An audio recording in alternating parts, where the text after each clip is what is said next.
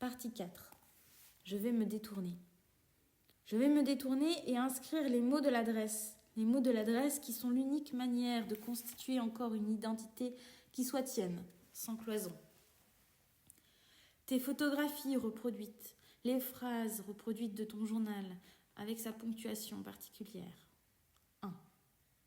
Tes lambeaux de cadavres se défaisant, se délitant, à l'anéantissement sobrement et rigidement fleurir, d'aucune façon imaginable, sinon par la désuétude, la résurrection de certains mots, les bibliques, n'appartenant pas à ma tradition.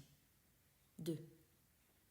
Le rectangle de la pièce tapissée de papier brun japonais et son agencement d'objets, le tien, à peu près intact depuis presque 30 mois, où je reçois la lumière plein les mains.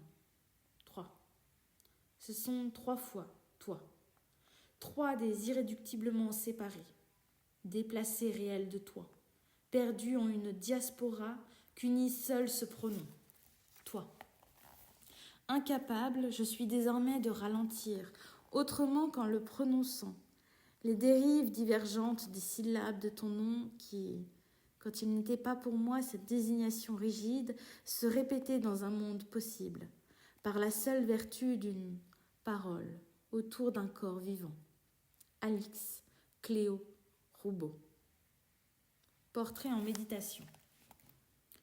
Les portes multiples par où passent les arguments, les langues du « et » et du « ou », la voix moyenne au-dessus de la musique d'aéroport, énorme changement de la dernière minute, écho décimé par la neige devant la John Rylands Library, le muscle froissé de la parole du magnétophone, lentille immanente de la pleine lune sans souffle, lumière prononcée par les plantes noires. Sur le boulevard, elle voyait.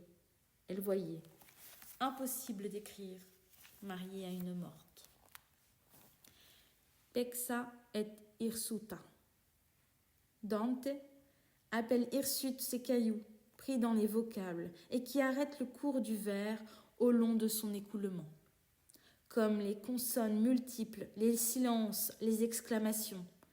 Peigner, dit-il, c'est le contraire. Ta chevelure basse qui n'interrompait pas ton ventre, peigner. Hirsute, la fragmentation de tes prénoms. Je les disais toujours ensemble, l'un heurtant l'autre, Alix, Cléo. Où le signe voyelle, manquant, était celui de nu. Ce qu'il y avait d'hirsute dans ta nudité n'était pas ta chevelure basse, très noire, autour de l'humide, où la langue passait en t'écoulant. Pas ta nudité, mais ton nom, au milieu de jouir de toi le dire. Mais voilà à ce moment, portrait en méditation 2. Mais voilà à ce moment, je pensais à autre chose.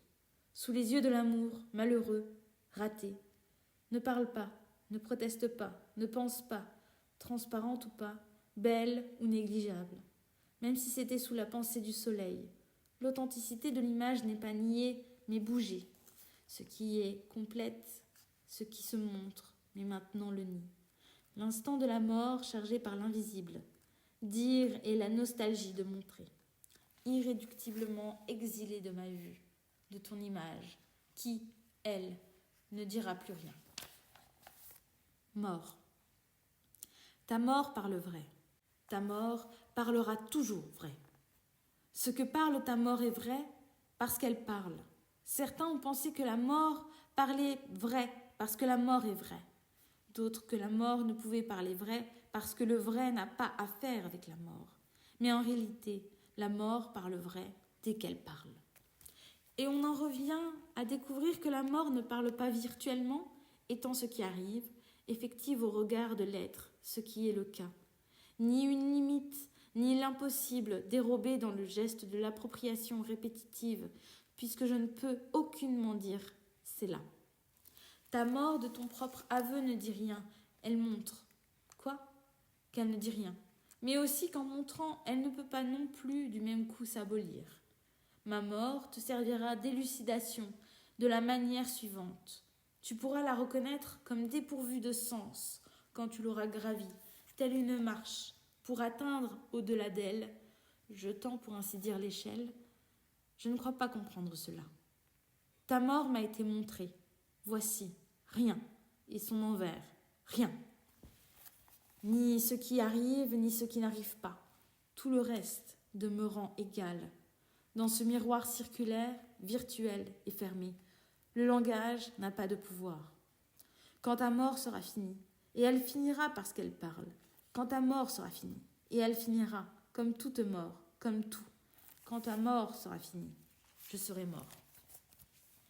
Morte, devenue identique, dire de toi, dire tout rien, existante dans l'au moins deux, visible d'un état des choses, à chaque moment enfin nommée, renommée, belle, telle, mais plus.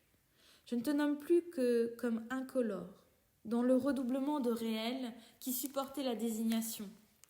Infinie ta nomination pure, amour de loin, ni vrai, ni fausse, disparu de l'extérieur, des arbres formes vides, des airs, des pluies. Disparu de l'intérieur, du baiser, vérité vide, disparu. Portrait en méditation. 3. Endormi de son absence absolue, éveillé dans son absence intermittente. Son jean, ses seins, ses chaussettes, ses fesses, ses baskets. Ceci est une aventure sentimentale. Corps si propre, si toutefois elle criait. Rien qu'une douleur mentale traversant Paris désert. Août.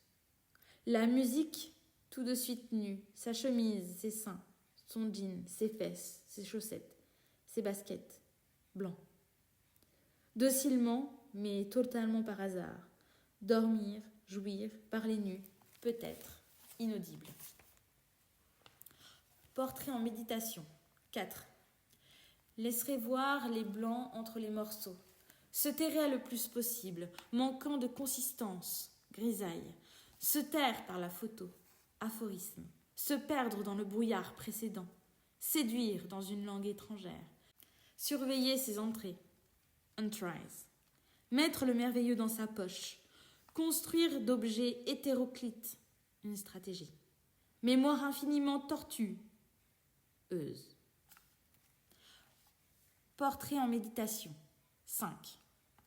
Tu n'y touches pas, ne change aucun mot. Pas de point de vue imprenable sur le passé. Rêve féminin chiffonné. Qu'est-ce qui meurt quand on meurt? Coincé entre deux pages confinées entre ton sommeil et le mien.